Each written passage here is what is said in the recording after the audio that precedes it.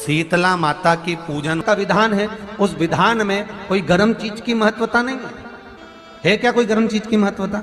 फिर भी दुनिया के लोग अपनी बुद्धि लगाकर माता की जब पूजन करने जाते हैं तो वहां अगरबत्ती भी जलाते हैं और दिया भी जलाते हैं।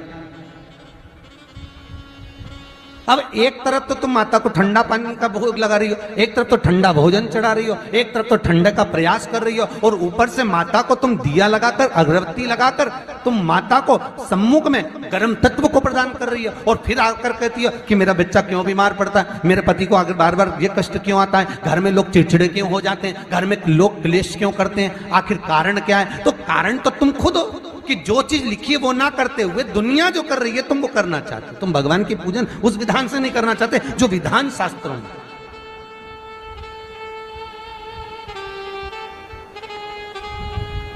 जो शास्त्रार्थ विधान कहता है। महाराज, शीतला माता की पूजन में कहीं ऐसा लिखा है कि तुम दिया लगाना, अगरबत्ती लगाना? शीतला माता की पूजन में लिखा है एक लोटा पानी लेना, उस जल में पुष्प आदि लेकर माता को ठंडा भोजन का सुंदर भाव से माता का स्नान कराकर पूजन करना, अर्चना करना, कुंकू चावल रोली मोली जो चढ़ा सकते हो, चुनड़ी वस्त्र आदि जो चढ़ाना हो चढ़ाओ। पर यह नहीं लिखा कि तुम दिया भी लगाना कि अगरबत्ती भी लगाना, क्योंकि गर्म तत्व वहां चाहिए। माता वो शीतल है, शीतला। और अगर तुम दिया लगा भी रहे हो, मान लो दिया अगर तुम लगा भी रहे हो तो उसके सम्मुख ना लगे, उससे दूर, बहुत दूर। शीतला माता की पूजन होती है ठंडे समय में, शीतल समय में। शीतला माता ने ये नहीं किया कि रोटी बना के उठो और थाली लेके लाइन में लग जाओ। तुम देखना, शीतला माता की पूजन करने लोग जाते ना शीतला सप्तमी, शीतला अष्टमी पे, बस 11 बजे तक तो रोटी बनाती रहेगी, सामान बनाती रहेगी। 1-1.5 घंटा में ठंडा हुआ, 12:30 बजे उठ के सीधे लाइन में लग जाएगी, जल्दी से पूजन करके सो जाऊंगी, काम खत्म। शीतला माता ने भी सोच लिया, बस तूने मुझे बेवकूफ बनाया, अब रुक जा तू। 11 बजे तक भोजन बनाया, 10 बजे तक भोजन बनाया, 1 बजे रात को लाइन में लग गई पूजन करने के लिए। 1 बजे रात को न जाने किसने पहला दी कि 1 बजे रात को लग जाओ लाइन में, सुबह तक पूजन करके अपने घर आ जाओ, फिर आराम से आके सो जाओ। अब इतनी जल्दी क्या है भगवान के पूजन की? माँ की पूजन करने जा रहे हो, माता से लाड़ लड़ाने जा रहे हो, अपनी माता से अपने दिल की बात कहने के लिए जा रहे हो, अपने स्नेह की बात कहने के लिए जा रहे हो, तो धीरे धीरे प्रेमवश आनंद से माता की आराधना शीतल समय में, ठंडे समय में। ठंडे समय का मतलब है भीतर से ठंडे होकर, अपने भीतर से ठंडे होकर। अब अपने भीतर तो ठंडा ही है ही नहीं ना, जल्दी जल्दी चलो, और आधी बहुत पतली खुशी है, और और ये कितना बड़ा कपड़ा थाली पे ढाक ढुका के लाइन में खड़ी है शीतला माता। शीतला माता, या हाथ में लोटा या हाथ में थाली, और इतनी देर में पड़ोसन निकल के बाजू में से जा रही थी और लोटा थोड़ा सा ढुल गया। अब यहाँ शीतला माता की पूजन करनी आई और ये हो गई चंद्र घंटा। लोटा जरा सा ही पानी का झलका, देख के नहीं चल सकती। ठंडा भोजन हाथ में, लोटा ठंडा पानी का, और अंदर अग्नि। शीतला माता भी कह रही इसको अजान दो पहले, इसको। क्या मतलब? भीतर से शीतल होइए, भीतर से ठंडे होइए। चित्त, वृत्ति, मन जब भीतर से शीतल होगा, ठंडा होगा, तो मेरी शीतला माता, तुमने पूजन करा ना करा, मेरी शीतला माता प्रसन्न हो जाएगी। बस भीतर से शीतल होइए, ठंडे होइए भीतर से। एक शीतल आरती होती है,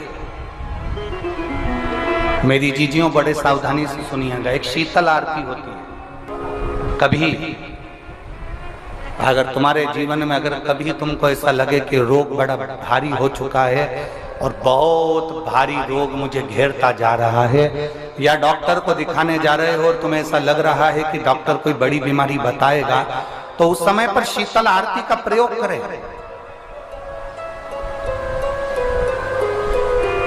एक पुष्प हाथ की हथेली में रख लीजिए, एक पुष्प हाथ की हथेली में रख लीजिए।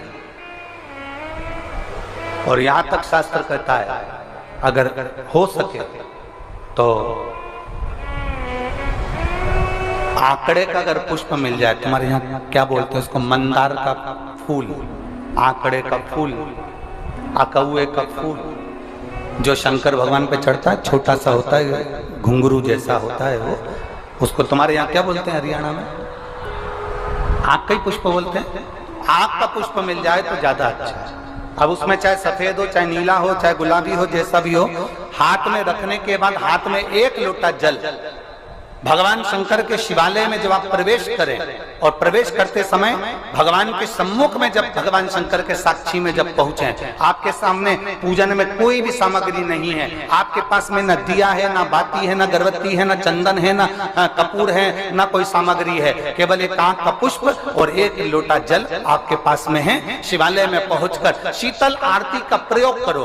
11 बार भगवान शंकर के 11 रुद्रों का स्मरण कर जब 11 बार शंकर के शिवलिंग के ऊपर से नीचे तक वो कलश को जब घुमाया जाता है और घुमाने के बाद वो आग का जो पुष्प है वो अशोक सुंदरी वाली जगह पर समर्पित कर भगवान शंकर को जो जल चढ़ाया जाता है, जो जल समर्पित किया जाता है, डॉक्टर भले तुमसे कह रहा हो कि तुम्हें बड़ी बीमारी के चांस हैं, आप जाकर एक बार चेक कराना, तुम्हें वो बड़ी बीमारी निकलेगी ही नहीं, उस रोग से मुक्त हो। इसको शीतल आरती का प्रयोग किया गया। ये शीतल आरती, इसको शीतल आरती कहा। शिव की प्राप्ति का, एक रोग से मुक्त होने का। अब आपसे कोई कहे कि ये शीतल आरती का प्रयोग सबसे पहले किसने करा, तो आपको ध्यान लगाना है इस प्रयोग को। सोमनाथ जी की कथा का स्मरण करिएगा, सोमेश्वर की कथा का स्मरण करिएगा। नीम के वृक्ष को स्वयं देवी का प्रतिबिंब माना जाता है। नीम के वृक्ष को स्वयं माता का प्रागट्य उत्सव माना जाता है। नीम के वृक्ष को स्वयं देवी का भाव वर्णित किया जाता है। और बहुत सुंदर बात है महाराज जी, जिसके शरीर में माता निकल गई हो, दाने दाने पड़ गए हो, पूरे शरीर में बुखार भी बहुत तेज आ रहा हो और पूरे शरीर में माता जी निकल गई हो, एक लोटा पानी जिसके शरीर में माता जी निकली है उसके पास में रख दो और वो पानी उठाकर नीम के पेड़ में उस व्यक्ति के ऊपर से 7 बार उतार के नीम के पेड़ में डाल दो। 3 दिन के अंदर उसकी माता जो शरीर में निकली हुई है, दाने दाने पड़े हुए हैं, जो बुखार बहुत तेज आ रहा है, उसमें धीरे धीरे आराम मिलना प्रारंभ हो जाता है। यहां तक शास्त्र कहता है कि किसी व्यक्ति को अचानक बहुत तेज बीमार आ गया, बहुत तेज बुखार आ गया, या एकदम, हम तो यहां तक कहेंगे कि ये वायरस चल रहा है, महामारी चल रही है, और कंठ में भी आपको अगर जलन पड़ रही है, कंठ रुक रहा है, बुखार बहुत तेज आ रहा है, शरीर में ताप है, डॉक्टर को दिखाओ मना नहीं है, सब कुछ करो मना नहीं है, और एक लोटा पानी अपने ऊपर से उतार कर 21 बार नीम के पेड़ में ले जाकर नाम गोत्र बोलकर डाल दीजिए और नीम के पेड़ के नीचे की मिट्टी को अपने कंठ पर लगा लीजिए। 20 से 25 मिनट बाद आपको आराम लगना प्रारंभ हो जाएगा। ये उमा देवी है। जगह की मिट्टी काया के रोग को ठीक कर देती है महाराज। अगर किसी व्यक्ति को चर्म रोग हो गया, कुष्ठ रोग हो गया, चमड़ी सफेद पड़ गई, रोग समाप्त नहीं हो रहा, बढ़ते जा रहा है, औषधियां आपने बहुत कर ली, तो 3 जगह की मिट्टी आपको फल प्रदान करेगी। पहला, सूर्य कुंड की मिट्टी। स्कंद पुराण सूर्य कुंड कहां पर है, तो कहा दतिया और झांसी के बीच में सूर्य कुंड निवास करता है। उस सूर्य कुंड की मिट्टी को लाकर जिस व्यक्ति को कुष्ठ रोग हो गया हो, शरीर की चमड़ी सफेद पड़ गई हो, स्कंद पुराण कहती है सूर्य कुंड की मृदा लगा लेने से 5 से 7 दिन में रोग समाप्त होने लगता है महाराज। पर सूर्य को सर्वाधिक प्रियता क्या?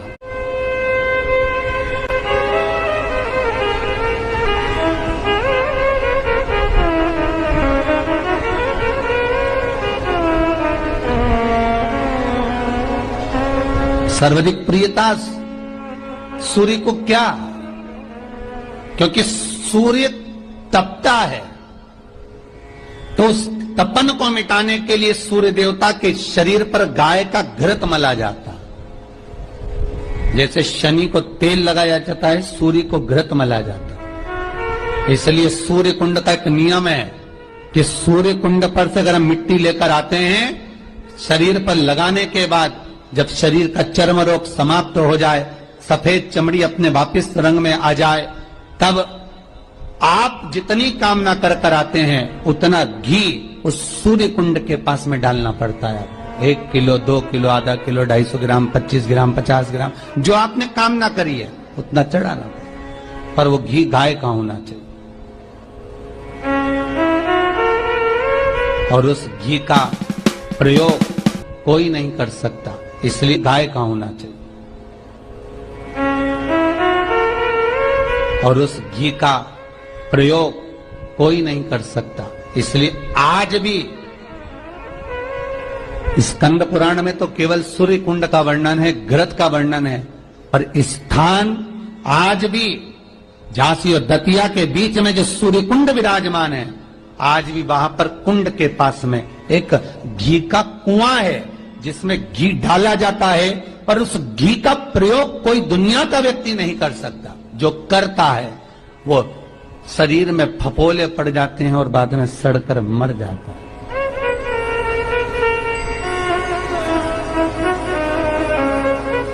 घृत है, पर गंध नहीं, घृत है। 3 जगह की मृदा जीव को सुख का अनुभव कराती है। पहला सूर्य कुंड महाराज, दूसरा वर्णन करा है जिस स्थान पर गौ माता को